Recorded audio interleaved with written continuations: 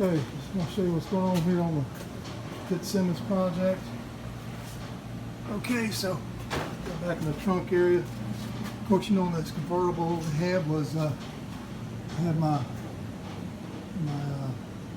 trip rail in here rusted out. So what happened was, of course, water got into the trunk, and we got a lot of water damage in here. This thing was pitted and rusted, had holes in it.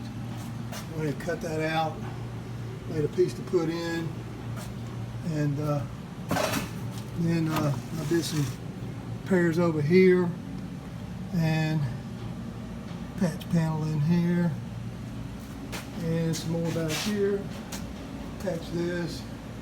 I could have bought these pieces, but anyway, I just went ahead and cut them and patched them. And patch all this up and get it all ready. And it's the next step.